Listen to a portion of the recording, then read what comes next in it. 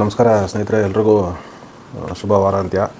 ಇವತ್ತು ಸ್ವಲ್ಪ ನ್ಯೂಸ್ಗಳು ನಿಮ್ಗೆ ಈಗಾಗಲೇ ಮೋಸ್ಟ್ಲಿ ಗೊತ್ತಿರುತ್ತೆ. ಎಲ್ಲ ಬೆಳಗ್ಗೆ ನ್ಯೂಸ್ ಪೇಪರ್ ಓದಿರ್ತೀರ. ಶನಿವಾರ ಬೆಳಗ್ಗೆ ಇವತ್ತಾಗಲೇ 11:30 ಆಯಿತು. ಈಗ ತಾನೇ ಮೈಕ್ ಟೈಸನ್ದು ಮ್ಯಾಚ್ ಮುಗೀತು, ನೋಡ್ತಾ ಇದ್ದೆ. 58 ವರ್ಷಕ್ಕೆ ಒಳ್ಳೆ ಕಾಂಪಿಟೇಷನ್ನೇ ಕೊಟ್ಟ ಮನುಷ್ಯ. ನಿಜವಾಗ್ಲೂ ಮೈಕ್ ಟೈಸನ್ನ ಫೈಟ್ ಮಾಡೋದು ಲೈವ್ ಯಾವತ್ತೂ ನೋಡಿರಲಿಲ್ಲ, ಎಲ್ಲ ರೆಕಾರ್ಡೆಡ್ ನೋಡಿರೋದು. ಚಿಕ್ಕ ಹುಡುಗರಲ್ಲಿ ಯಾವುದೋ ಒಂದು ಮ್ಯಾಚು ನೋಡಿ ಜ್ಞಾಪಕ, ಅದು ನ್ಯೂಸಲ್ಲಿ ಸ್ವಲ್ಪ ಬಿಟ್ಟು ನೋಡಿಸ್ತಾ ಇದ್ರು ಅಷ್ಟೇ. ಅದು ಬಿಟ್ಟರೆ ಒಂದು ಲೈವ್ ಮ್ಯಾಚ್ ನೋಡೋವಂಥ ಅವಕಾಶ ಸಿಕ್ತು. One of the greatest boxers Muhammad Ali ಆದಮೇಲೆ ಮೈಕ್ ಟೈಸನ್ನು. ಸೊ ಭಾಳ ಚೆನ್ನಾಗಿತ್ತು. ಈ ವಯಸ್ಸಿನಲ್ಲೂ ಫೈನಾನ್ಷಿಯಲಿ ಸ್ವಲ್ಪ ಟ್ರಬಲಲ್ಲಿದ್ದರು. ಸೊ ಅದಕ್ಕೋಸ್ಕರ ಮ್ಯಾಚಿಗೆ ಬಂದರು. ಅರೌಂಡ್ $20 million ಸಿಗ್ತದೆ ಅಂತ ಸುದ್ದಿ. ಅದರಲ್ಲಿ ಎಷ್ಟು ಕೊಡ್ತಾರೋ ಗೊತ್ತಿಲ್ಲ, ಅವ್ರಿಗೆಲ್ಲ ಕಟ್ ಮಾಡಿ. ಜೇಕ್ ಪಾಲ್ ಅಂತ, ಈ ವಾಸ್ ಎ ಯೂಟ್ಯೂಬರು. ಅವನು $40 million ಮಾಡ್ಕೊಂಡಿದ್ದಾನೆ. ಯೂಟ್ಯೂಬರ್ ಆಗಿದ್ದವನು, ಅಲ್ಲಿ ಬೇಜಾನ್ ಫಾಲೋವರ್ಸ್ ಇದ್ದಾರೆ ಅವನಿಗೆ, ಮತ್ತು ಸಿಕ್ಕಾಪಟ್ಟೆ ದುಡ್ಡು ಮಾಡಿದ್ದಾನೆ. ಮತ್ತು ಇವಾಗ ಇದಕ್ಕೆ ಬಾಕ್ಸಿಂಗಿಗೆ ಬಂದು ಒಳ್ಳೆ ಪ್ರೊಫೆಷನಲ್ ಬಾಕ್ಸರ್ ಥರ ಟ್ರೈನಿಂಗ್ಗಳು ತೊಗೊಂಡು ಡೆಡಿಕೇಟೆಡಾಗಿ ಫೈಟ್ ಮಾಡ್ದೆ. ಸೊ ಆ್ಯಕ್ಚುಲಿ ಇದೆಲ್ಲ ವಿಷಯ ನಾನು ಇದು ವಿಡಿಯೋ ಮಾಡ್ತಾ ಇರೋದು ನಿಮಗೆ ಹೇಳೋದಕ್ಕೆ. ಬೇರೆ ಏನೋ ಸಾಕಷ್ಟು ವಿಷಯಗಳಿದೆ, ಇದೆಲ್ಲ ನೀವು ಓದಿರ್ತೀರ ಮೋಸ್ಟ್ಲಿ. ಆದರೂ ಒಂದಷ್ಟು ಸುದ್ದಿಗಳು ಇಟ್ಕೊಂಡಿದ್ದೀನಿ, ನಿಮ್ಮ ಮುಂದೆ ಅದ್ರ ಬಗ್ಗೆ ಸ್ವಲ್ಪ ವಿಶ್ಲೇಷಣೆ ಕೊಡ್ತೀನಿ. ಮೊದಲನೇದಾಗಿ ಒಳ್ಳೆಯ ಸುದ್ದಿಯಿಂದನೇ ಶುರು ಮಾಡೋಣ. ಏನು ಅಂದರೆ, ಭಾರತ 4ನೇ ಅತಿ ದೊಡ್ಡ ಆರ್ಥಿಕ ರಾಷ್ಟ್ರ ಆಗ್ತಾಯಿದೆ ಪ್ರಪಂಚದಲ್ಲಿ. ಈಗ 5ನೇ ಸ್ಥಾನದಲ್ಲಿರೋದು. ಅದರ ಮೇಲೆ ಜಪಾನ್ ಇತ್ತು. ಜಪಾನ್ನ ದಾಟಬೇಕಾಗಿದ್ದು ಭಾರತ 2026ರಲ್ಲಿ.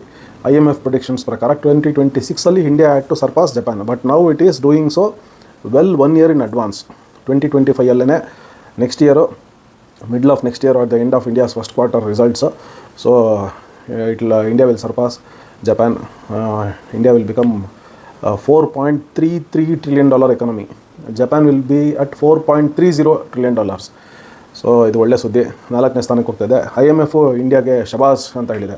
ನೀವು ನಮ್ಮ ಪ್ರೆಡಿಕ್ಷನ್ಸ್ನ ಸುಳ್ಳು ಮಾಡ್ತಾ ಇದ್ದೀರಾ, ನಾವು ಕೊಡೋ ಡೇಟ್ಗಿನ್ನ 1 ವರ್ಷ ಮುಂಚೆನೇ ನೀವು ಆ ಸ್ಥಾನಕ್ಕೆ ಹೋಗಿ ರೀಚ್ ಆಗ್ತಾ ಇದ್ದೀರಾ, ನಿಮ್ಮನ್ನು ಪ್ರೆಡಿಕ್ಟ್ ಮಾಡೋಕ್ಕೆ ಆಗ್ತಾಯಿಲ್ಲ, ಅನ್ಪ್ರೆಡಿಕ್ಟಬಲ್ ಕಂಟ್ರಿ ಆಗ್ಬಿಟ್ಟಿದ್ದೀರಾ ನೀವು, ಸಿಕ್ಕಾಪಟ್ಟೆ ಡೆವಲಪ್ಮೆಂಟ್ ಮಾಡ್ತಾ ಇದ್ದೀರಾ ಅಂತ ಅರ್ಥ. ಇದು ಮೋದಿಯವ್ರ ಕೆಳಗೆ ಒಳ್ಳೆ ಡೆವಲಪ್ಮೆಂಟ್ ಆಗ್ತದೆ ಅಂತ. ಮೋದಿಯವ್ರನ್ನ ಟೀಕೆ ಮಾಡೋವಂಥವ್ರಿಗೆಲ್ಲ ಇದೊಂದು ಉತ್ತರ ಕೊಡ್ತಾ ಇದ್ದಾರೆ ಮೋದಿಯವರು, ಅವರ ಟೀಮು. ಸೊ IMF ಏನು ಹೇಳ್ತಾ ಇದೆ ಅಂದರೆ, ಮತ್ತೆ ಮುಂದೆ ಹೋಗಿ ಇನ್ನೊಂದು ಪ್ರಿಡಿಕ್ಷನ್ ಮಾಡ್ತಾ ಇದೆ. ಅವ್ರು ಹೇಳಿ, ನಾವು ಯಾವ ಪ್ರಿಡಿಕ್ಷನ್ ಮಾಡಿದ್ರು ನೀವೆಲ್ಲ ಸುಳ್ಳು ಮಾಡ್ತಾರೆ ನಿಮ್ಮ ಮೋದಿಯವರು ಅಂತ. ಅವಾಗ ಇನ್ನೊಂದು ಪ್ರಿಡಿಕ್ಷನ್ ಮಾಡ್ತಾ ಇದ್ದಾರೆ, by 2030 India will be a $7 trillion economy and India will be the 3rd largest economy. ಇನ್ನು 7 ವರ್ಷದಲ್ಲಿ India will be the 3rd largest economy behind China and America and China. India will be in 3rd place, China will be in 2nd place. So ಇದನ್ನು predict ಮಾಡ್ತಾಯಿದೆ. ಒಂದು ಈ ಸುದ್ದಿ, ಇದು ಭಾಳ ಸಂತೋಷಕರವಾದಂಥ ಸುದ್ದಿ. ಮತ್ತು ಇನ್ನು ನಾಳೆ ನಮ್ಮ ಪ್ರಧಾನಮಂತ್ರಿಗಳು, ನಾಳೆ 20ನೇ ತಾರೀಕು ಇರಬೇಕು, G20 ಸಮಿಟ್ಗೆ ತೆರಳುತ್ತಾ ಇದ್ದಾರೆ. ಸೊ ಅವರು ಡೊಮಿನಿಕನ್ ರಿಪಬ್ಲಿಕ್ಗೆ ಹೋಗ್ತಾರೆ. ಅದೆಲ್ಲ ನೀವು ಈಗಾಗಲೇ ನೋಡಿರೋದು, ಪೇಪರಲ್ಲಿ TV ಎಲ್ಲ ಬಂದಿದೆ. ಸೊ ಡೊಮಿನಿಕನ್ ರಿಪಬ್ಲಿಕ್ಕು ನಮಗೆ, ನೀವು ಆಪತ್ ಬಾಂಧವರ ಥರ ಕೆಲಸ ಮಾಡಿ, ಒಂದು ಆಪತ್ ಬಾಂಧವ ಆಗಿ, ಒಂದು ಸ್ನೇಹಿತನಾಗಿ ನೀವು ನಮಗೆ 70,000ಕ್ಕೂ ಹೆಚ್ಚು ವ್ಯಾಕ್ಸಿನೇಷನ್ಸು ನೀವು ಆ ಸಮಯದಲ್ಲಿ ಪ್ರೊವೈಡ್ ಮಾಡಿದ್ರಿ ನಮಗೆ, ಕರೋನಾ ಸಮಯದಲ್ಲಿ ಅಂಥೇಳಿ ಮೋದಿಯವ್ರಿಗೆ ತಮ್ಮ ರಾಷ್ಟ್ರದ ಅತ್ಯುನ್ನತ ನಾಗರಿಕ ಪ್ರಶಸ್ತಿನ ಕೊಡ್ತಾಯಿದೆ. ಈ ಅತ್ಯುನ್ನತ ನಾಗರಿಕ ಪ್ರಶಸ್ತಿಗಳು ಬಹುಶಃ ಅವರು ಒಂದು 10-12 ದೇಶಗಳಿಂದ ಪಡ್ಕೊಂಡಿದ್ದಾರೆ. ಇನ್ನು ಭಾರತದ ಸಿಕ್ಕಿಲ್ಲ ಅವ್ರಿಗೆ ಭಾರತ ರತ್ನ. ಆಗಲೇ 10-12 ಪ್ರಶಸ್ತಿ ಪಡ್ಕೊಂಡಿದ್ದಾರೆ. ಆಮೇಲೆ ಮತ್ತೆ ಈಗ ಒಂದಷ್ಟು ರಾಷ್ಟ್ರಗಳು ಮೋದಿಯವರಿಗೆ ನೊಬೆಲ್ ಶಾಂತಿ ಪ್ರಶಸ್ತಿನ ಕೊಡಬೇಕು, ಈ ರೀತಿ ಬೇರೆ ರಾಷ್ಟ್ರಗಳಿಗೆ ಸಹಾಯ ಮಾಡಿದಾರವರು ಅಂತ ಇದನ್ನು ಇವಾಗ ಮುಂದಿಗೆ ಚರ್ಚೆಗೆ ತೊಗೊಂಡ್ಬರ್ತಾ ಇದ್ದಾರೆ. ಸೊ ಅದು ಸಿಕ್ಕಿ ನೆಕ್ಸ್ಟ್ ಮುಂದೆ ಅವರು ರಿಟೈರ್ಮೆಂಟ್ ಆದಮೇಲೆ ಭಾರತ ರತ್ನ ಸಿಗೋದೇನು ದೂರ ಅಲ್ಲ. ಯಾಕೆಂದರೆ 10-12 ದೇಶಗಳಲ್ಲಿ ಅವರು ಅತ್ಯುನ್ನತ ಪ್ರಶಸ್ತಿ ಪಡ್ಕೊಂಡ ಮೇಲೆ ಇಲ್ಲಿ ಭಾರತದಲ್ಲಿ ಪಡ್ಕೊತಾ ಇರೋದು ದೊಡ್ಡದೇನಲ್ಲ. 12 ಇಲ್ಲದಿದ್ದರೂ ಸುಮಾರು 6-8 ಆಗಿದೆ ನನಗೆ ಲಾಸ್ಟ್ ಕೌಂಟ್ ಪ್ರಕಾರ. ಸೊ ಇದೊಂದು ಸುದ್ದಿ. ಇನ್ನು ಮಿಕ್ಕಿದ್ದೇನು ಅಂತಂದರೆ, ಈ ಆರ್ಥಿಕ ಪರಿಸ್ಥಿತಿ, ಇಂಡಿಯಾದು ಗ್ರೋತು ಎಲ್ಲ ಒಂದು ಕಡೆ ಇಡೋಣ, ನಮಗಿರೋ ಅಕ್ಕಪಕ್ಕ ಇರೋ ಮುಳ್ಳುಗಳು, ನಮಗಿರುವಂಥ ತೊಂದರೆಗಳು, ನಮಗೆ ಅದನ್ನು ಯೋಚನೆ ಮಾಡಬೇಕು. ಈಗ ಒಬ್ಬ ಮನುಷ್ಯ 1 ಕೋಟಿ ಕೊಟ್ಟು ಒಂದು ಕಾರ್ ತೊಗೊಂಬಂದು, 50 ಲಕ್ಷದ ಒಂದು ಕಾರು, 1 ಕೋಟಿದು ಒಂದು ಕಾರು, 1.5 ಕೋಟಿದು ಒಂದು 10 ಕಾರು ಮನೆ ಮುಂದೆ ನಿಲ್ಲಿಸ್ಕೊಂತ ನಿಂತಿಟ್ಕೊಳ್ಳಿ. ಅವ್ರ ಅಕ್ಕಪಕ್ಕ ಮನೆಯವರು ಅವ್ನಿಗೆ ಕಲ್ಲೊಡಿಯೋವಂಥವ್ರು ಆ ಕಾರ್ಗೆ ಅಂಥವ್ರು ಸಿಕ್ಬಿಟ್ರೆ ಅವನೇನು ಮಾಡೋದು? ಅವನಲ್ಲಿ ನಿಲ್ಲಿಸ್ಕೋಬೇಕು ಕಾರು. ಅವನು ಆರ್ಥಿಕವಾಗಿ ಬೆಳೆದೂ ಅದನ್ನು ಅವನು ಸಂತೋಷ ಪಡೋಕ್ಕಾಗಲ್ಲ, ಅದನ್ನು ಸುಖನ ಅನುಭವಿಸೋಕ್ಕಾಗಲ್ಲ. ಅವನು ಇದೊಂದು ಮುಳ್ಳುಗಳಾಗ್ಬಿಡುತ್ತೆ ಅಕ್ಕಪಕ್ಕ. ಸೊ ನಮ್ಮ ಅಕ್ಕಪಕ್ಕ ಯಾವಾಗಲೂ ನಮಗೆ ಚೆನ್ನಾಗಿರೋರು, ನಮ್ಮ ಸಮಾನ ಮನಸ್ಕರು, ಅಥವಾ ನಮ್ಮ ಏಳಿಗೆನ ಸಹಿಸೋ ಅಂಥವ್ರು ಆಗಬೇಕು. ಈ ಕಾಲದಲ್ಲಿ ಮನೆಯಲ್ಲೇ ಒಬ್ಬರು ಏಳಿಗೆ ಒಬ್ಬರು ಸಹಿಸಲ್ಲ. ಮುಂಚೆಲ್ಲ ಹೆಂಗಿತ್ತು ಅಂದರೆ, ಕಾಲ ಅಣ್ಣ ತಮ್ಮಂದರು ಸಹಿಸೋದಿಲ್ಲ ಅಂತೈತಿ. ಈಗ ಹೆತ್ತ ತಾಯಿನೇ ಮಗನ ಏಳಿಗೆನ ಸಹಿಸೋದಿಲ್ಲ, ಜೊತೆಲಿದ್ದ ಅಣ್ಣ ತಂಗಿನೇ ಅಣ್ಣನ ಏಳಿಗೆನ ಸಹಿಸೋದಿಲ್ಲ. ಸೊ ಈ ಥರ ಇರುವಾಗ ನಾವು ಇನ್ನೊಂದು ರಾಷ್ಟ್ರದಿಂದ ಅದು ಅಪೇಕ್ಷೆ ಪಡೋದು ತಪ್ಪಾಗುತ್ತೆ. ಅದಕ್ಕೋಸ್ಕರ ನಾವೇನು ತಯಾರಿ ಮಾಡ್ಕೋಬೇಕು ಅದು ಮಾಡ್ಕೋಬೇಕಾಗತ್ತೆ. ಈಗ ನಾನು ಯಾವ ರಾಷ್ಟ್ರದ ಬಗ್ಗೆ ಮಾತಾಡ್ತಾ ಇದ್ದೀನಿ ಅಂದರೆ, ನಮ್ಮ ಭಾರತಕ್ಕೆ ಮುಳ್ಳಾಗಿರೋಂಥದ್ದು ಬಾಂಗ್ಲಾದೇಶ. ನಿಮಗೆಲ್ಲ ನೀವು ಅಂದ್ಕೊಂಡ್ರೆ ಪಾಕಿಸ್ತಾನದ ಬಗ್ಗೆ ಹೇಳ್ತಾರೆ, ಚೈನಾ ಬಗ್ಗೆ ಹೇಳ್ತಾರೆ ಅಂತ. ಅವರಿಬ್ಬರು ಆಗಿದ್ದಾರೆ ಪಾಪ. ಚೈನಾದವರು ಪುಟಿನ್ ಅವರು ಟೇಬಲಲ್ಲಿ ಕೂಡಿಸ್ಬಿಟ್ಟು ಮೊನ್ನೆಲ್ಲ ಸಂಧಾನ ಮಾಡಿ ಟ್ರೂಪ್ಸ್ನೆಲ್ಲ ಆಚೆ ತಗೊಳ್ರಿ, ನೀವು ಇಬ್ಬರು ಮೋಸ್ಟ್ ಪಾಪ್ಯುಲೇಟೆಡ್ ಕಂಟ್ರೀಸು, ಇಬ್ಬರು ನ್ಯೂಕ್ಲಿಯರ್ ವೆಪನ್ಸು, ನ್ಯೂಕ್ಲಿಯರ್ ಕಂಟ್ರೀಸು, ಇಬ್ಬರು ಎಕನಾಮಿಕಲಿ ಟಾಪ್ ಗ್ರೋತಲ್ಲಿದ್ದೀರಾ, ಈಗ ಈ ರೀತಿ ಮಾಡ್ಕೋಬೇಡಿ ಅಂತ ಹೇಳಿ ಬುದ್ಧಿವಾದ ಹೇಳಿ ಕಳಿಸಿದ್ರು. ಹೇಳಿ ಟ್ರೂಪ್ಸ್ ಎಲ್ಲ ಆಚೆ ತೊಗೊಂಡಿದ್ದಾರೆ. ಸೊ ಈಗ ಬಾಂಗ್ಲಾದೇಶದಲ್ಲಿ ತೊಂದರೆ ಆಗ್ತದೆ. ಏನಕ್ಕೆ ಅಂತ ಹೇಳ್ತೀನಿ. ಅಲ್ಲಿ ಈಗ ಜಮಾತೆ ಇಸ್ಲಾಮಿ ಅನ್ನೋ ರ್ಯಾಡಿಕಲ್ ಔಟ್ಫಿಟ್ಟು ಈಗ ಕಂಪ್ಲೀಟ್ ಕಂಟ್ರೋಲ್ ತೊಗೊಂಡಿದೆ ಗೌರ್ಮೆಂಟು. ಅಲ್ಲಿ ಗೌರ್ಮೆಂಟ್ ಆಗಿಲ್ಲ, ಇನ್ನೂ ಸ್ಥಾಪನೆ ಆಗಿಲ್ಲ. ಅವ್ರೇನು ಕೇರ್ಟೇಕರ್ ಗೌರ್ಮೆಂಟ್ ಇದೆ, ಅದರ ಕಂಪ್ಲೀಟ್ ಕಂಟ್ರೋಲು ಜಮಾತೆ ಇಸ್ಲಾಮಿ ತೊಗೊಂಡಿದೆ. ಜಮಾತೆ ಇಸ್ಲಾಮಿ ಶರಿಯಾ ಕಾನೂನನ್ನ ತರೋದಕ್ಕೆ ಒಂದೊಂದೇ ಹೆಜ್ಜೆ ಮುಂದೆ ಇಟ್ಕೊಂಡು ಹೋಗ್ತಾ ಇದೆ. ಶರಿಯಾ ಕಾನೂನು ತರ್ತೀವಿ ಅಂತ ಎಲ್ಲೂ ಅನೌನ್ಸ್ ಮಾಡ್ತಾ ಇಲ್ಲ, ಬಟ್ ಅದಕ್ಕೆ ಬೇಕಾಗಿರುವಂಥ ಬದಲಾವಣೆಗಳನ್ನ ಮಾಡಿ ಅಂತ ಹೇಳಿ BNP ಅನ್ನೋ ಏನು ಪಕ್ಷ ಇದೆ ಬಾಂಗ್ಲಾದೇಶದಲ್ಲಿ, ಆ ಪಕ್ಷಕ್ಕೆ ತಾಕೀತು ಮಾಡ್ತದೆ. ಅದರ ಕಾನ್ಸ್ಟಿಟ್ಯೂಷನ್ ಸಂವಿಧಾನನ ಬದಲಾಯಿಸಿ, ನೀವು ಸಂವಿಧಾನದಲ್ಲಿ ಇರೋವಂಥ ತೊಡಕುಗಳನ್ನ ಮೊದಲು ತೆಗೆದು ಹಾಕಿದ್ರೆ ನಂತರ ನಾವು ಶರಿಯಾ ಕಾನೂನು ತರೋದಕ್ಕೆ ಈಸಿ ಆಗುತ್ತೆ ಅಂತ ಹೇಳಿ ಒಂದು ಬಾಂಗ್ಲಾದೇಶನ ಇಸ್ಲಾಮಿಕ್ ರಾಷ್ಟ್ರ ಮಾಡೋದಕ್ಕೆ ಹೊರಟಿದೆ. ಅಲ್ಲಿ 1.5 ಕೋಟಿ ಹಿಂದೂಗಳಿದ್ದಾರೆ. ಈಗಾಗಲೇ ಹಿಂದೂಗಳು ತೊಂದರೆ ಅನುಭವಿಸ್ತಾ ಇರೋದನ್ನು ನಾವು ನೋಡಿದ್ದೀವಿ. ಈಗ ಶರಿಯಾ ಕಾನೂನು ತೊಗೊಂಬಂದರೆ ಅಲ್ಲಿನ ಜನರ ಗತಿ ಏನಾಗಬೇಕು ಯೋಚನೆ ಮಾಡಿ ನೀವು ಒಂದ್ಸಲಿ. ಶರಿಯಾ ಕಾನೂನಲ್ಲಿ ತೊಗೊಂಬಂದರು ಅಂತಂದರೆ ಎಷ್ಟು ತೊಂದರೆ ಆಗುತ್ತೆ. ಆ 1.5 ಕೋಟಿ ಜನ ಭಾರತಕ್ಕೆ ನುಗ್ಗಕ್ಕೆ ಮೊನ್ನೆ ಗಲಾಟೆ ಆದಾಗಲೇ ಸುಮಾರು 20-25 ಸಾವಿರ ಜನ ಬಾರ್ಡ್ರ್ ಹತ್ರ ಬಂದು BSFನವ್ರ ಜೊತೆಯಲ್ಲಿ ಗಲಾಟೆ ಮಾಡಿದ್ದಾರೆ. ನಮ್ಮನ್ನ ಒಳಗಡೆ ಬಿಡಿ, ನಾವು ಹಿಂದೂಗಳು, ನಾವಲ್ಲಿ ಇರೋಕ್ಕಾಗ್ತಲ್ಲ, ಬದುಕೋಕ್ಕಾಗ್ತಲ್ಲ ಅಂತ. ಅದರಲ್ಲಿ ಸುಮಾರು 4-5 ಸಾವಿರ ಜನ ನುಸುಳ್ಕೊಂಡು ಭಾರತ ಒಳಗಡೆ ಬಂದಿದ್ದಾರೆ, ಹಿಂದೂಗಳು ಓಡಿ ಬಂದಿದ್ದಾರೆ. ಈಗ CAA ಕಾನೂನನ್ನ ತೊಗೊಂಬಂದು ಈ ಥರ ಬೇರೆ ರಾಷ್ಟ್ರಗಳಲ್ಲಿರುವಂಥವ್ರನ್ನೆಲ್ಲ ನಾವು ದೇಶಕ್ಕೆ ವಾಪಸ್ ಕರ್ಕೊತೀವಿ. ನಮ್ಮ ರಾಷ್ಟ್ರದಲ್ಲಿ ಸುಳ್ಳಾಗಿ ಇಲ್ಲಿ ನಾಗರಿಕತೆ, ಇಲ್ಲಿ ಒಂದು ಸಿಟಿಸನ್ಶಿಪ್ನ ತೊಗೊಂಡು ಭಾರತೀಯರು ಅಂತ ಹೇಳ್ಕೊಂಡು ಇಲ್ಲೀಗಲ್ ಆಗಿರೋಂಥವ್ರನ್ನ ಹೊರಗಡೆ ಹಾಕ್ತೀವಿ ಅಂತ ಮೋದಿಯವರು ಅನೌನ್ಸ್ಮೆಂಟ್ ಮಾಡಿದ್ದಾರೆ. ಅದಕ್ಕೂ ಇಲ್ಲಿ ಇಂಟರ್ನಲ್ ದುಶ್ಮನ್ಗಳೇ ಜಾಸ್ತಿ. ಇಂಟರ್ನಲ್ ದುಶ್ಮನ್ಗಳಿರೋವರೆಗೂ ಯಾವ ರಾಜ್ಯ ಆಗಲಿ ಯಾವ ದೇಶ ಆಗಲಿ ಬದುಕಿದ್ದು ಇತಿಹಾಸದಲ್ಲಿ ಇಲ್ಲವೇ ಇಲ್ಲ. ಒಳಗಿನ ಶತ್ರುಗಳಿಂದನೇ ಎಲ್ಲರೂ ಸೋಲು ಅನುಭವಿಸಿರೋದು. ಸೊ ಈ ರೀತಿ ಇಲ್ಲೇ ವಿರೋಧ ಪಕ್ಷದವರು ಅದಕ್ಕೆ ತೊಂದರೆಗಳು ಮಾಡ್ತಾ ಇದ್ದಾರೆ. ಹೇಗೆ ಇದನ್ನು ಈ ಸಮಸ್ಯೆಗಳನ್ನ ಬಗೆಹರಿಸ್ಕೊಂಡು ಆರ್ಥಿಕವಾಗಿಯೂ ಬೆಳವಣಿಗೆ ಹಾಕ್ಕೊಂಡು ಎಲ್ಲರನ್ನೂ ಚೆನ್ನಾಗಿಟ್ಕೊಂಡು ಏನ್ರಿ ಇದು ಎಷ್ಟು ಕಷ್ಟದ ಕೆಲಸ ಒಂದು ದೇಶ ನಡೆಸೋದು. ಒಂದು ಮನೆ ನಡೆಸ್ಬೇಕಾದ್ರೆ ನಾವು ಎಷ್ಟು ಟೆನ್ಷನ್ಗಳು ಮಾಡ್ಕೊತೀವಿ, ಸ್ಟ್ರೆಸ್ ಮಾಡ್ಕೊತೀವಿ. ಒಂದು ದೇಶದಲ್ಲಿ ಕೋಟ್ಯಾಂತರ ಮನೆಗಳಿರುತ್ತೆ. ಒಂದು ಮನೆ ನಡೆಸೋದಕ್ಕೆ ನಾವು ಎಷ್ಟು ಇದು ಮಾಡ್ಕೊತೀವಿ. ಸೂಸೈಡ್ಗಳು ಮಾಡ್ಕೊತಾರೆ ಜನ, ಮನೆ ನಿಭಾಯಿಸೋಕ್ಕಾಗಿರೋ ತಾನೇ ನಿಭಾಯಿಸ್ಕೊಳ್ಳೋಕ್ಕಾಗಿರೋ ಸೂಸೈಡ್ಗಳು ಮಾಡ್ಕೊತಾರೆ. ಅಂಥದ್ರಲ್ಲಿ ಈ ರೀತಿ ಒಂದು ದೇಶನ ನಡೆಸಬೇಕು ಇಷ್ಟು ಶತ್ರುಗಳ ಮಧ್ಯದಲ್ಲಿ ಅಂದರೆ ಎಷ್ಟು ಕಷ್ಟ ಇದೆ. ಸೊ ಇದನ್ನು ಮಾಡ್ತಾರೆ. ನಿಜವಾಗ್ಲೂ ಆ ಟೀಮ್ಗೆ ಹ್ಯಾಟ್ಸ್ ಆಫು, ನಮ್ಮ ದೇಶ ನಡೆಸ್ತಾರೆ ಅವಾಗ. ಸೊ ಇದು ಒಂದು ತೊಂದರೆ ಡೆವಲಪ್ಮೆಂಟ್ ಆಗಿರೋದು. ಮತ್ತು ಇನ್ನೊಂದು ವಿಷಯಕ್ಕೆ ಹೋಗೋಣ. ಈಗ ಚೈನಾ ಬಗ್ಗೆ ಮಾತಾಡಿದೆ, ಪಾಕಿಸ್ತಾನ ಬಗ್ಗೆ ಮಾತಾಡಿದೆ. ಇಬ್ಬರು ಭಾರಿ ಕಾಸ ದೋಸ್ತುಗಳಾಗೋಗಿದ್ದಾರೆ. ಏನು ಚೈನಾದವರು ಮೊನ್ನೆ ದಿವಾಳಿ ಆಗಿರುವಂಥ ಪಾಪರ್ ಪಾಕಿಸ್ತಾನ ಅಂತ ಕರಿತೀನಿ. ಪಾಪರ್ ಪಾಕಿಸ್ತಾನಕ್ಕೆ ಪ್ರಾಪರ್ನ ಮಾಡೋಕ್ಕದನ್ನು ಪಾಕಿಸ್ತಾನನ ಪ್ರಾಪರ್ ಮಾಡೋದಕ್ಕೆ ಚೈನಾದವರು IMFಗೆ ಫೋನ್ಗಳು ಮಾಡಿ, ಇಂಟರ್ನ್ಯಾಷನಲ್ ಮಾನಿಟರಿ ಫಂಡು ಏನು ನಮ್ಮ ಭಾರತನ ಹೊಗಳಿ ಪ್ರಶಂಸೆ ಮಾಡ್ತಾ ಇದೆ, ಆ IMFಗೆ ಅವರ ಇನ್ಫ್ಲೂಯೆನ್ಸ್ನೆಲ್ಲ ಯೂಸ್ ಮಾಡಿ ಚೈನಾದವರು $4 ಬಿಲಿಯನ್ ಪ್ಯಾಕೇಜ್ನ ಕೊಡಿಸಿದ್ರು ಪಾಕಿಸ್ತಾನಕ್ಕೆ. ಆ $4 ಬಿಲಿಯನ್ $1 ಬಿಲಿಯನ್ ಇಮಿಡಿಯೇಟಾಗಿ ಸ್ಯಾಂಕ್ಷನ್ ಮಾಡಿಸಿದ್ರು, ಇಮಿಡಿಯೇಟಾಗಿ ರಿಲೀಸ್ ಮಾಡಿಸಿದ್ರು. ಏನಕ್ಕೆ? ಪಾಕಿಸ್ತಾನದಲ್ಲಿ ಸಂಬಳ ಕೊಡೋಕ್ಕೆ ದುಡ್ಡಿರಲಿಲ್ಲ ಸ್ವಾಮಿ. ಇಡೀ ಪಾಕಿಸ್ತಾನದ ಬೊಕ್ಕಸ ಖಾಲಿಯಾಗಿತ್ತು, ದಿವಾಲಿಯಾಗಿ ಹೋಗಿತ್ತು. ಆ ದುಡ್ಡಿರಲಿಲ್ಲ ಕೊಡೋದಕ್ಕೆ ಅವ್ರಿಗೆ. ಅದನ್ನು ಚೈನಾದವರು ಸರಿ ಮಾಡೋದಕ್ಕೋಸ್ಕರ ಆ ಹೆಜ್ಜೆ ಇಟ್ಟರು. ಮತ್ತು ಗ್ವಾದರ್ ಪೋರ್ಟಲ್ಲಿ ಚೈನಾ $ಬಿಲಿಯನ್ಸ್ ಇನ್ವೆಸ್ಟ್ಮೆಂಟ್ ಮಾಡಿದೆ ಆ ಪೋರ್ಟನ್ನು ರೆಡಿ ಮಾಡೋದಕ್ಕೆ. ಇಲ್ಲಿ ಶ್ರೀಲಂಕಾದಲ್ಲಿ ಹಂಬನ್-ಟೋಟ, ಪಾಕಿಸ್ತಾನದಲ್ಲಿ Gwadar port. So $billions investment ಮಾಡಿದೆ. ಚೈನೀಸ್ ಪ್ರಜೆಗಳು, ನ್ಯಾಷನಲ್ಸ್ ಏನಿದ್ದಾರೆ ಪಾಕಿಸ್ತಾನದಲ್ಲಿರೋರು ಸುಮಾರು 18-20 ಜನದ ಸಾವು ಆಗಿದೆ, ಮರ್ಡರ್ ಒಂದು ವರ್ಷದಲ್ಲಿ. ಈ ವರ್ಷ 2024ರಲ್ಲಿ 100 ಜನ ಕಿಡ್ನ್ಯಾಪ್ ಆಗಿದ್ದಾರೆ. ಅಲ್ಲಿ ಟೆರರಿಸ್ಟ್ಗಳು ಏನಿದ್ದಾರೆ ಅವ್ರನ್ನ ಕಿಡ್ನ್ಯಾಪ್ ಮಾಡೋದು, ಇಷ್ಟು ದುಡ್ಡು ಕೊಡಿ ನಿಮ್ಮನ್ನ ಬಿಡ್ತೀವಿ ಅಂತಂತ. ಇದನ್ನು ತಪ್ಪಿಸ್ಕೊಳ್ಳೋದಕ್ಕೆ ಅನೇಕ ಜನ ಚೈನಾ ನ್ಯಾಷನಲ್ಸ್ ಗಂಡಸರುಗಳು ಇಲ್ಲಿರೋರು ಪಾಕಿಸ್ತಾನಿ ಹೆಣ್ಣು ಮಕ್ಕಳನ್ನ ಮದುವೆ ಆಗಿದ್ದಾರೆ. ಎಷ್ಟೋ ಜನ ಅವರೇ ಇಸ್ಲಾಮಿಕ್ ಕನ್ವರ್ಟ್ ಆಗಿಬಿಟ್ಟಿದ್ದಾರೆ ಚೈನಾದವರು. ಮತ್ತೊಂದಷ್ಟು ಜನ ಮದುವೆ ಆಗಿ ಇಲ್ಲಿಂದ ಹೆಣ್ಣು ಮಕ್ಕಳನ್ನ ಅಲ್ಲಿ ಕರ್ಕೊಂಡೋಗಿ ಪಾಕಿಸ್ತಾನಿ ಹೆಣ್ಣು ಮಕ್ಕಳನ್ನ ಅಲ್ಲಿ ಮನೆಯಲ್ಲಿ ಅವ್ರಿಗೆ ಹೆಂಡತಿ ಮಕ್ಕಳೆಲ್ಲ ಇರ್ತಾರೆ, ಇಲ್ಲವಳನ್ನ ಮದುವೆ ಮಾಡ್ಕೊಳ್ಳೋದು ಅವ್ರ ಸೇಫ್ಟಿಗೋಸ್ಕರ, ಅವ್ರ ಸೆಕ್ಯೂರಿಟಿಗೋಸ್ಕರ.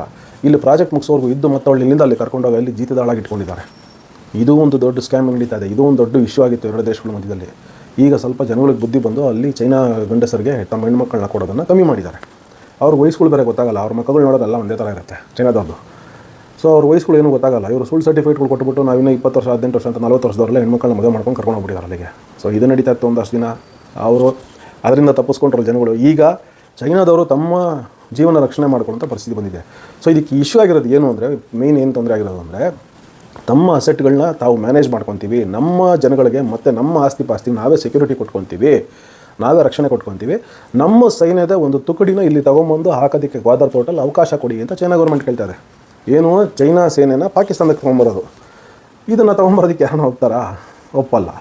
ಇಲ್ಲ, ನೀವು ಕೇಳಬಾರ್ದನ್ನು ಕೇಳ್ತಾ ಇದ್ದೀರಾ, ಏನೋ ಓಕೆ, ನೀವು ನಮಗೆ ದುಡ್ಡು ಕೊಟ್ಟಿದ್ದೀರಾ, ತೊಂದರೆಯಲ್ಲಿ ನಮಗೆ ಹೆಲ್ಪ್ ಮಾಡಿದ್ದೀರಾ, ಸಹಾಯ ಮಾಡಿದ್ದೀರಾ, ಬಿಸ್ನೆಸ್ ಮಾಡಿದ್ದೀರಾ, ಎಲ್ಲ ಮಾಡಿದ್ದೀರಾ, ನೀವು ಏನು ಕೇಳಬಾರ್ದು ಅದನ್ನೇ ಕೇಳಿದ್ರೆ, ನಮ್ಮದು ಇಲ್ಲಿ ಆರ್ಮಿ ಇದೆ, ನಮ್ಮದು ಒಂದು ಡೀಸೆಂಟ್ ಆರ್ಮಿ ವರ್ಲ್ಡಲ್ಲಿ, ನಾವು ನ್ಯೂಕ್ಲಿಯರ್ ನೇಷನ್ನೇ, ನೀವು ತೊಗೊಂಬಂದು ನಿಮ್ಮ ಆರ್ಮಿ ನಿಲ್ಲಿಸ್ತೀವಿ ಅಂದರೆ ನಮ್ಮ ದೇಶದ ಮರ್ಯಾದೆ ಏನಾಗಬೇಕು? 3 ಕಾಸಿಗೆ ಹರಾಜಾಗತ್ತೆ. ಅದಕ್ಕೆ ನಾವು ಇದಕ್ಕೆ ಒಪ್ಪಲ್ಲ ಅಂತ ಪಾಕಿಸ್ತಾನ ಕೂತ್ಕೊಂಡಿದೆ. ಈಗ ಇವೆರಡರ ನಡುವೆ ಜಗಳ ಶುರುವಾಗಿದೆ. ಚೈನಾಗೂ ಪಾಕಿಸ್ತಾನಕ್ಕೂ ಇರುಸು ಮುನ್ಸು ಶುರುವಾಗಿದೆ.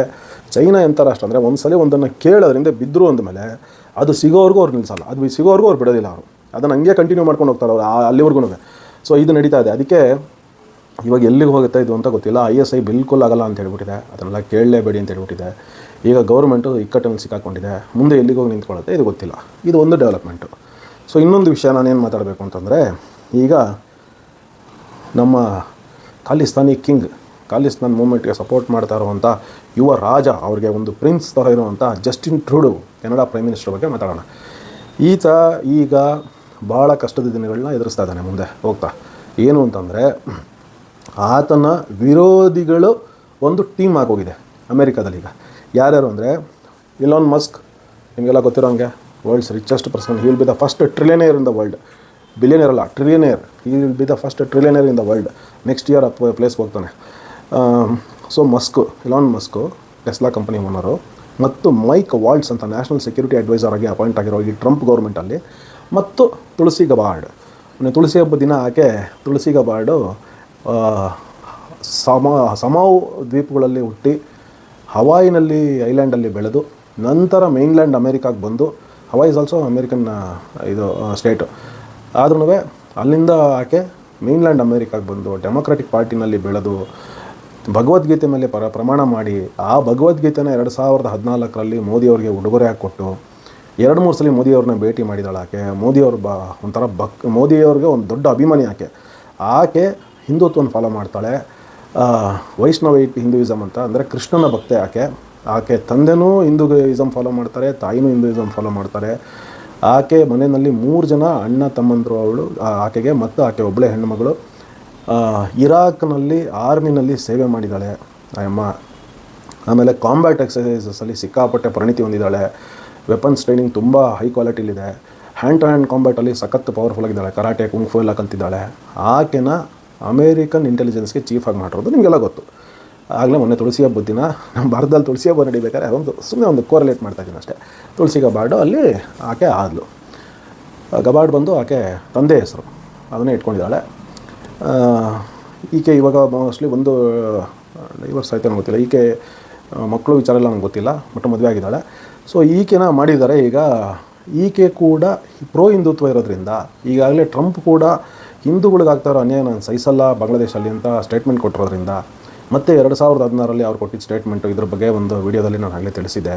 ಸೊ ಅದೆಲ್ಲ ಪರಿಗಣನೆಗೆ ತಗೊಂಡು ಅಲ್ಲೇ ಕೆನಡಾದಲ್ಲಿ ನಡೀತಾ ಇರೋವಂಥ ಹಿಂದೂಗಳ ಮೇಲೆ ನಡೀತಾ ಇರೋವಂಥ ಏನು ದೇವಸ್ಥಾನಗಳಿಗೆ ಪೇಂಟ್ ಹೊಡೆಯೋದು, ಕಲ್ಲು ಹೊಡೆಯೋದು, ದೇವಸ್ಥಾನದ ಕಿಟಕಿ ಗಾಜುಗಳು ಹೊಡೆದು ಹಾಕೋದು, ಹಿಂದೂಗಳನ್ನ ಬೀದಿನಲ್ಲಿ ಇಟ್ಕೊಂಡು ಹೊಡೆಯೋದು ಕಾಲಿಸ್ತಾನದ ಮೂಮೆಂಟ್ನವರು. ಸೊ ಅದನ್ನೆಲ್ಲದಕ್ಕೂ ಮಟ್ಟ ಹಾಕೋದಕ್ಕೆ ಒಂದು ಹೆಜ್ಜೆ ಇಡ್ತಾರೆ. ಸೊ ಇಲ್ಲಿ ಏನು ಒಂದು ಟೀಮ್ ರೆಡಿ ಆಗಿದೆ. ಇದೆಲ್ಲದರಲ್ಲಿ ಒಂದು 4 ಜನ ಹೆಚ್ಚು ಕಮ್ಮಿ ಆ್ಯಂಟಿ ಜಸ್ಟಿನ್ ಟ್ರೂಡೋ ಇದ್ದಾರೆ. ಸೊ ಇವ್ರನ್ನೆಲ್ಲರನ್ನೂ ಟ್ರೂಡೋ ಫೇಸ್ ಮಾಡಬೇಕು. ಎರಡನೇದು, ಟ್ರಂಪ್ ಈಗಾಗಲೇ ಹೇಳಿದ್ದಾರೆ, ನೇಟೋಗೆ ಏನೇನು ಎಲ್ಲ ರಾಷ್ಟ್ರಗಳು ನೇಟೋ ರಾಷ್ಟ್ರಗಳಿದೆ ಅದರಲ್ಲಿ ಕೆನಡಾ ಕೂಡ ಒಂದು ಫಂಡ್ ಅಂತ ಹಾಕ್ತಾರೆ ಎಲ್ಲರೂ ಅದನ್ನು ಮೇಂಟೈನ್ ಮಾಡೋದಕ್ಕೆಲ್ಲ ಅವ್ರು ತಮ್ಮ ಕೈಯಿಂದ.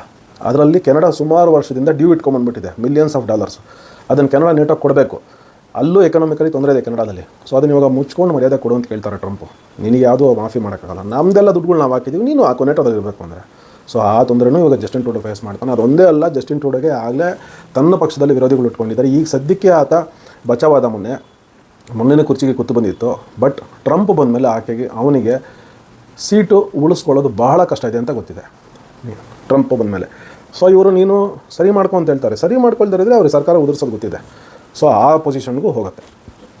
ಅದು ಇಂಡಿಯಾಗೆ ಒಳ್ಳೆಯದೇ. ಸಿಕ್ಕಾಪಟ್ಟೆ ಮೋದಿಯವ್ರ ಮೇಲೆ ತುಂಬ ಇಟ್ಕೊಂಡ್ಬಿಟ್ಟಿದ್ದಾನೆ. ಯಾಕೆ ಈ ಥರ ಇದು ಮಾಡ್ತಾನೆ ಗೊತ್ತಿಲ್ಲ.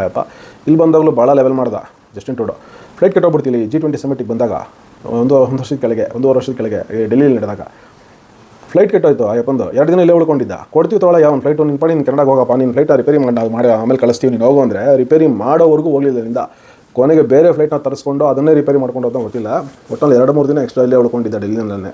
ಆವಾಗ ನಮ್ಮ ದೇಶದ ಆತಿಥ್ಯ ಸ್ವೀಕರಿಸಲಿಲ್ಲ. ಅವನೇ ಬಿಲ್ ಪೇ ಮಾಡ್ಕೊಂಡು ಕೆನಡಾ ಗೌರ್ಮೆಂಟಿಂದ ಇಲ್ಲೇ ಉಳ್ಕೊಂಡಿದ್ದ. ಸೊ ಈ ಥರ ಒಂದು ಆ್ಯಟಿಟ್ಯೂಡ್ ಇರುವಂಥ ವ್ಯಕ್ತಿ. ಸೊ ಅಲ್ಲಿ ಅವ್ರನ್ನ ಮೆಚ್ಚೋದಕ್ಕೋಸ್ಕರ ಖಾಲಿಸ್ತಾನ ಮೂಮೆಂಟು ಸಿಕ್ಕರು ಏನಿದ್ದಾರೆ ಸುಮಾರು ಜನ ಕೆನಡಾದಲ್ಲಿ ಅವ್ರನ್ನ ಮೆಚ್ಚೋಕ್ಕೋಸ್ಕರ ಈ ರೀತಿ ಮಾಡ್ತಾ ಇದ್ದಾನೆ. ಅದಕ್ಕೆಲ್ಲದಕ್ಕೂ ಇನ್ಮೇಲೆ ಕತ್ರಿ ಬೀಳುತ್ತೆ. ಸೊ ಇದೊಂದು ವಿಚಾರ ಆಯಿತು. ಇನ್ನೊಂದು ವಿಚಾರ ಏನು ಹೇಳಬೇಕು ಅಂತಂದರೆ, ಭಾರತದ ಮಿಲಿಟ್ರಿ ಎಕ್ಸ್ಪೋರ್ಟ್ಸ್, ನಾವು ತಯಾರು ಮಾಡ್ತಾ ಇರುವಂಥ ಯುದ್ಧ ಸಾಮಗ್ರಿಗಳು ನಾವು ಇವಾಗ ಎಕ್ಸ್ಪೋರ್ಟ್ ಮಾಡೋಕ್ಕೆ ಶುರು ಮಾಡಿದ್ದೀವಿ. Of course India is one of the highest military spenders in the world. ನಾವು ತೊಗೊಳ್ಳೋಂಥ ಪರ್ಚೇಸ್ ಮಾಡೋಂಥದ್ದು ಹೈಯೆಸ್ಟ್ ನಾವು. ಈಗ ನಾವು ಎಕ್ಸ್ಪೋರ್ಟು ಮಾಡೋಕ್ಕೆ ಶುರು ಮಾಡಿದ್ದೀವಿ. ಯಾವುದು? ಈ HAL ತಯಾರಾಗುವಂಥ ಸಣ್ಣ ಪುಟ್ಟ ಯುದ್ಧ ವಿಮಾನಗಳು, ಹೆಲಿಕಾಪ್ಟರ್ಗಳು ಮತ್ತು ಸಣ್ಣ ಪುಟ್ಟ ಮಿಸೈಲ್ಸ್ ಏನಿದೆ ನಮ್ಮದು, ಆಮೇಲೆ ಟ್ಯಾಂಕರ್ಸ್ ನಾವೇನು ಬಿಲ್ಡ್ ಮಾಡ್ತಾಯಿದ್ದೀವಿ ಮೇಕ್ ಇನ್ ಇಂಡಿಯಾ ಕಾನ್ಸೆಪ್ಟಲ್ಲಿ, ಇದು ಎಲ್ಲ ನಾವೇನು ಎಕ್ಸ್ಪೋರ್ಟ್ ಮಾಡ್ತಾಯಿದ್ದೀವಿ. ಯಾವ ರಾಷ್ಟ್ರಗಳಿಗೆ ನಾವು ಪ್ರಮುಖವಾಗಿ ಟಾರ್ಗೆಟ್ ಮಾಡ್ತಾಯಿದ್ದೀವಿ? ಈಗ ಡೆವಲಪ್ ಆಗ್ತಾ ಇರುವಂಥ ಮಿಲಿಟ್ರಿನಲ್ಲಿ ಸ್ವಲ್ಪ ಆಸಿಯಾನ್ ಕಂಟ್ರೀಸ್ ಅಂತ ಏನು ಕರಿತೀವಿ, ಈ ಮಲೇಷ್ಯಾ, ಸಿಂಗಪೂರು ಅಥವಾ ಇಂಡೋನೇಷ್ಯಾ, ವಿಯೆಟ್ನಾಮು, ಫಿಲಿಪೈನ್ಸಿಗೆ ಕೊಟ್ಟಿದ್ದೀವಿ ನಾವು. ಸೊ ಈ ಥರ ಈ ಸೌತ್ ಈಸ್ಟ್ ಏಷ್ಯನ್ ಕಂಟ್ರೀಸ್ ಏನಿದೆ ಇಲ್ಲಿ, ಮತ್ತು ಸ್ವಲ್ಪ ಆಫ್ರಿಕನ್ ಕಂಟ್ರೀಸ್ಗೂ ನಾವು ಇದನ್ನು ಎಕ್ಸ್ಪೋರ್ಟ್ ಮಾಡ್ತಾಯಿದ್ದೀವಿ. ಮತ್ತು ಮೇಯ್ನಾಗಿ ಮಿಡ್ಲ್ ಈಸ್ಟ್ಗೆ UAE ಇರ್ಬೋದು, ಒಮಾನ್ ಇರ್ಬೋದು, ಇವರೆಲ್ಲ ನಮ್ಮ ಹತ್ರ ಒಂದು ಸ್ವಲ್ಪ ಪರ್ಚೇಸ್ ಮಾಡ್ತಾ ಇದ್ದಾರೆ ಈ ರಾಷ್ಟ್ರಗಳು ನಮಗೆ.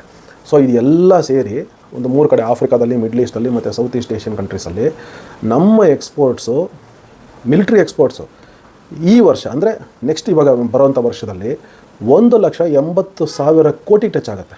1,80,000 ಕೋಟಿ ಎಕ್ಸ್ಪೋರ್ಟ್ಸ್. ಅದರಲ್ಲಿ ಪರ್ಸೆಂಟೇಜ್ ಆಫ್ ಪ್ರಾಫಿಟ್ಟು ನೀವು ಲೆಕ್ಕ ಹಾಕ್ಕೊಳ್ಳಿ. ಒಂದು 30% ಪ್ರಾಫಿಟ್ ಅಂತ ಹಾಕೊಂಡ್ರೂ 6-3-18 ಹೆಚ್ಚು ಕಮ್ಮಿ 1,80,000 ಅಂತಂದರೆ 60,000 ಕೋಟಿ ಲಾಭ ಬರುತ್ತೆ.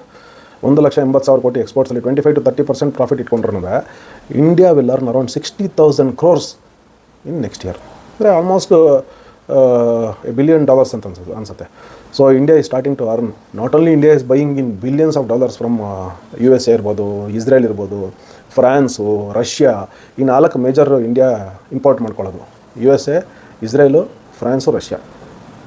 ಸೊ ಈ 4ಗೆ